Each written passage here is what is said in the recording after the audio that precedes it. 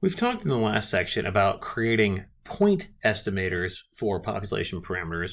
What we're going to talk about this in this section is a start into how we can create ranges of values that are likely to contain the population parameter of interest. So we'll start this by talking about how we can create confidence intervals, which is just a range of values, confidence intervals for population means. So we already know from work we've done before that if we take a random sample from a normal distribution, or we do a random sample from any distribution as long as n is big enough, we know that the distribution of the sample means is normal or approximately normal with the same mean as the underlying distribution, and the variance, of course, changes by that factor of 1 over n. Divide the variance by n. We already know this work from central limit theorem stuff that we've already done before. So we're going to use this knowledge to help us create this range of values, this confidence interval. Now, we want to base this, of course, on samples because we don't have information about the population to start with. If we did, all of this work would be useless. So we want to estimate these ideas from a random sample. We want this random sample to likely give us a range that will likely contain the mean before we even choose the sample. So we want the probability that the sample mean and the actual population mean, we want that probability to be small, that they'll actually be far apart. We want a small probability that our random sample gives us a value that's really not that close to the population mean. Okay, so we want that probability to be small. So if we let alpha represent that probability, then that means the 1 minus alpha tells us it's the probability that the sample mean and the population mean are actually close to each other. So what we want to do now is we want to change this into a mathematically precise statement to get us to be able to construct this range of values that we're talking about. So we know that x bar is normally distributed, or at least approximately normally distributed. So we also know that if we have a standard normal distribution, we can pinch, if you will, an interval around 0 that will give us a probability of whatever 1 minus alpha we want. So this is just a representation, this absolute value of z being less than or equal to z sub alpha over 2, is just saying that the z value, the difference between the z value and 0, is that probability being less than a certain number is 1 minus alpha. So from a picture standpoint, let's look at this.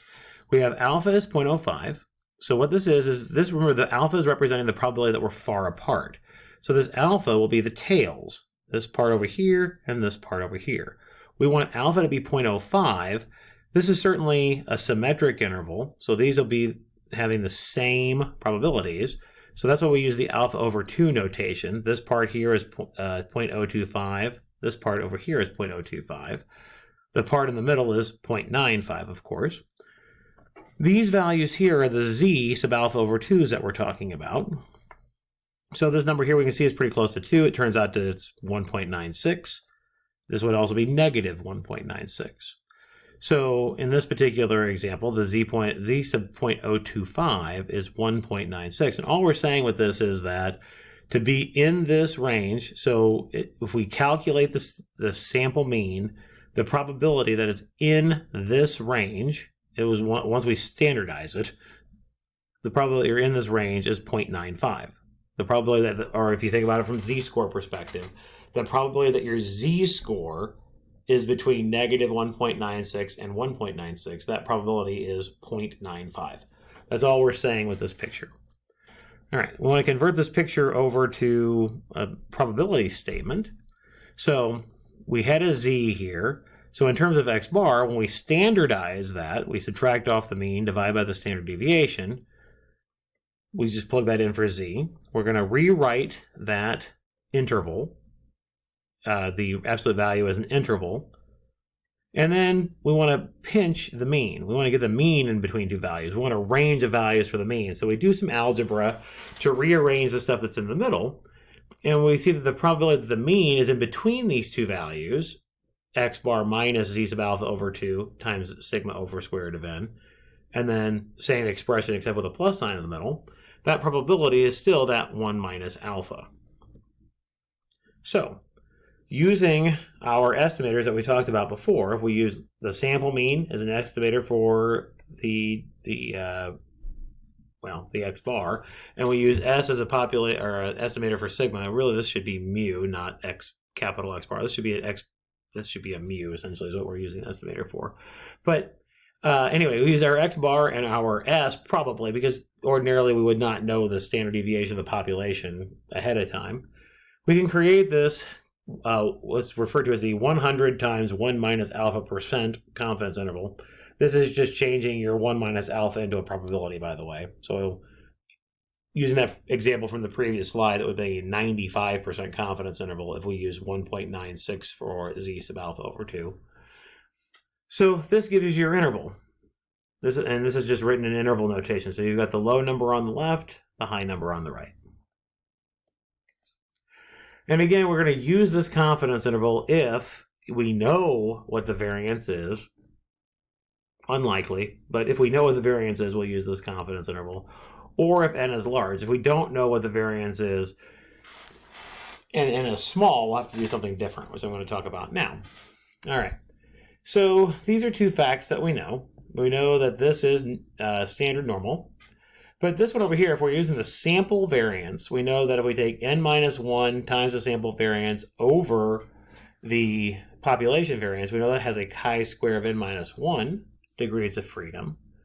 So then we can construct the t-distribution. Remember, t-distribution is a standard normal divided by the square root of a chi-squared divided out by its degrees of freedom.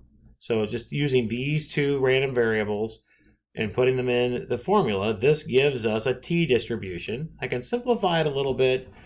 If you do some algebra, we actually get this, which it looks a lot like what we had over here, right? The only thing that's different is that we have the sample standard deviation rather than a sigma on bottom.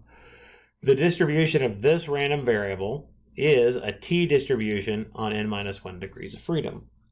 So what that means is we can now use, if we have a small n and an unknown variance, as long as our sample comes from a normal distribution, we can construct the 95 or the 100 times 1 minus alpha % confidence interval in the exact same way. But instead of having the z sub alpha over 2's here, we're going to have t sub alpha over 2's on n minus 1 degrees of freedom by using the values from the t-distribution table in your text, or using a program like Excel to pull out the t-values that you would need to get this confidence interval. By the way, a lot of programs that you'll use, including Excel, you can get confidence intervals just by putting your sample in and telling it to compute the confidence interval, by the way. So, but anyway, this is just to give you an idea of where this comes from. Now, again, in class, we will come up with, or we'll have some actual examples that we'll do to plug these in. I'll talk a little bit more about how we find these t sub alpha over 2 numbers. But if you know how to do it for the chi-squared table like we did last semester and earlier this semester, then you know how to do it for the t-table. It's just a different table, but it's set up in the exact same way. So we'll talk more about these when we go over the section 6.2.